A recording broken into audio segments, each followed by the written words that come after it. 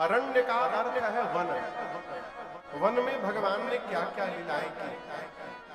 प्रारंभ में ही एक अद्भुत घटना घटी, मैं आपसे निवेदन करूं। एक दिन एकांत पाकर मेरे प्रभु पुष्पों का चयन करके और मेरी माँ के लिए कुछ अपने हाथों से आभूषण बनाए और आभूषण बनाकर सीतहि पहिरा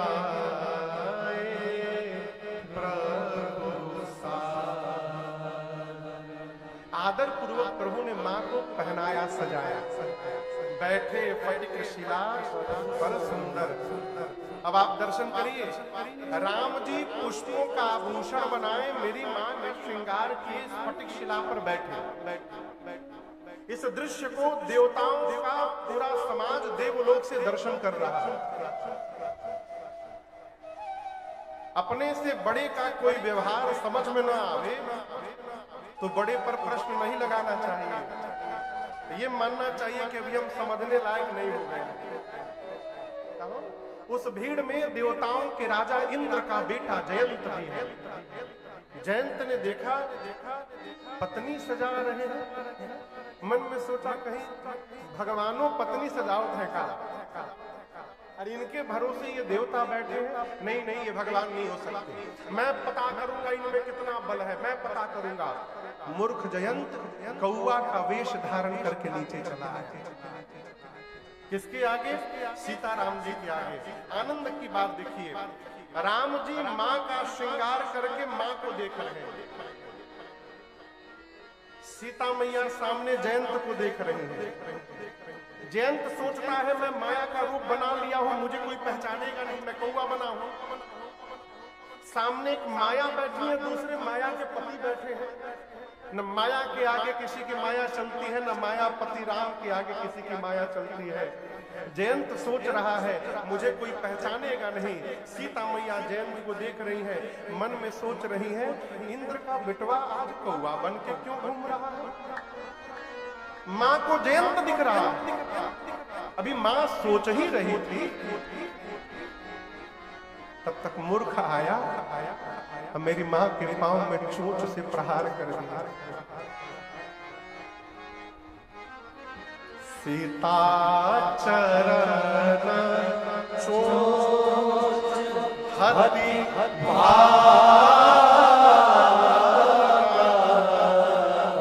मूढ़ मंदमति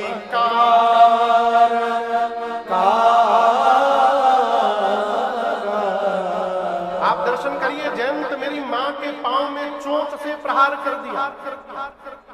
रक्त की धारा निकली, लेकिन इतना चोट लगने के बाद भी मेरी मां ने प्रभु को नहीं बताया कि प्रभु जयंत मुझे मार दिया। मां ने नहीं बताया।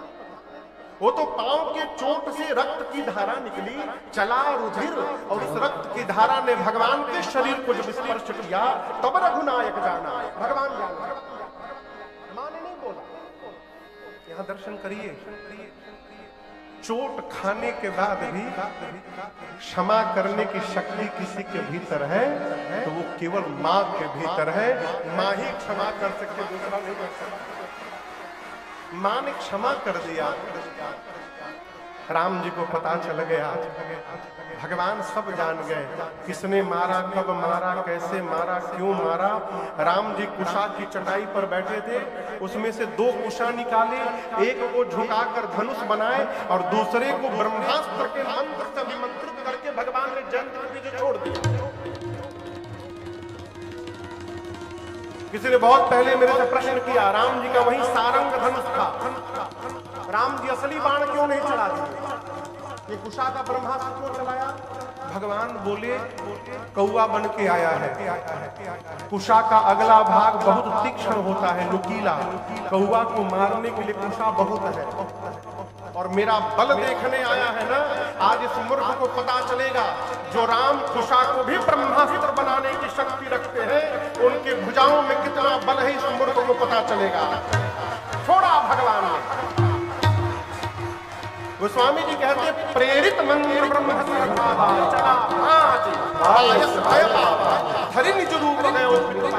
राम विमुख। अपना रूप धारण करके जयंत बन करके गया पिता के पास, इंद्र के पास। पिताजी बचा लीजिए। इंद्र ने कहा क्या क्या किया तुमने? जयंत सब बताया। इंद्र ने मेन गेट बंद किया, कहा जाओ मरो, भगो यार, भगा दिया। ब्रह्मा जी के पास गया, रोने लगा। ब्रह्मा जी बोले क्या किया तुमने? पूरी बात बताया। ब्रह्मा जी बोले राम जी तो एक ब्रह्मास्त्र छोड़े, जल्दी भागो नहीं तो दूसरा का हम छोड़े। कैलाश गया तो शंकर जी को पहले से पता चल गया था। बाबा त्रिशूले लेके बैठे थे, बोले आवा आवा तारे के खोजा नहीं आवा। वो स्वामी जी कहते हैं ब्रह्मलोक शिवलोक कहाँ नहीं दौड़ा है, परंतु दर्शन करिए। काहू न काहू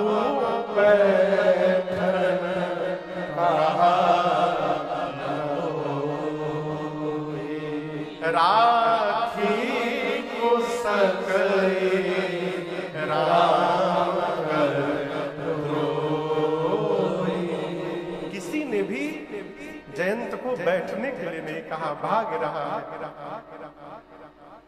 और मैं आपसे एक बात कहूं, जब जगत में किसी की दृष्टि हमारे ऊपर नहीं पड़ती है, तब किसी न किसी संत की दृष्टि हमारे ऊपर पड़ जाती है।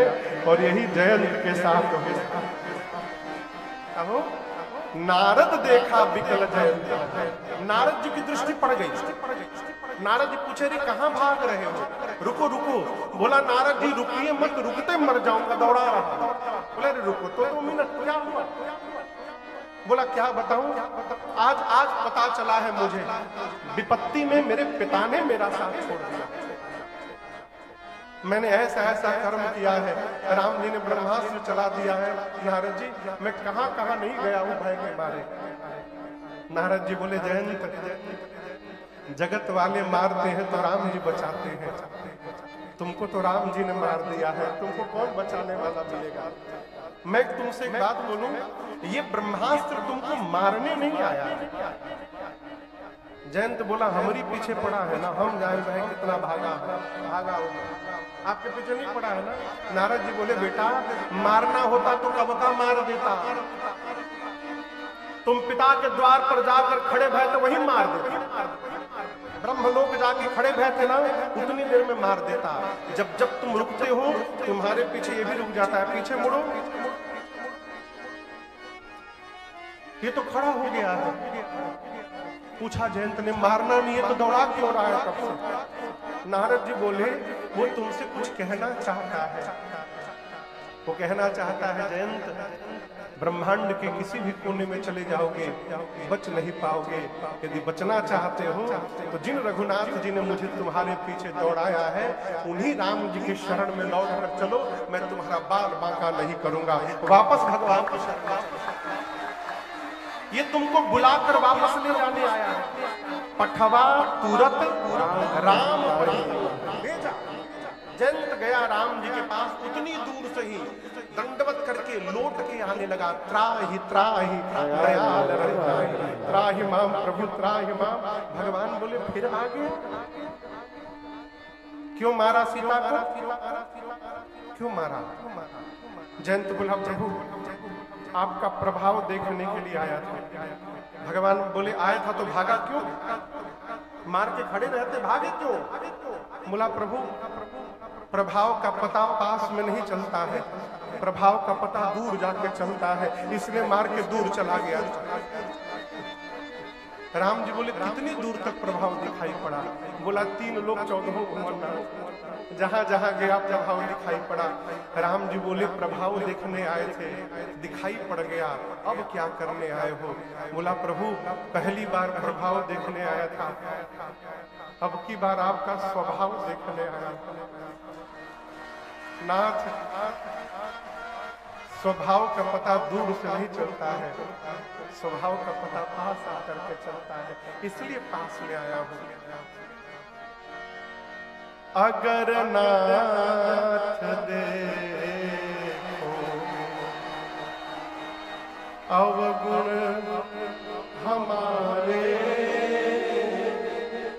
तो हम कैसे भाव से लगेंगे किनारे। अगर नाथ अब गुण हम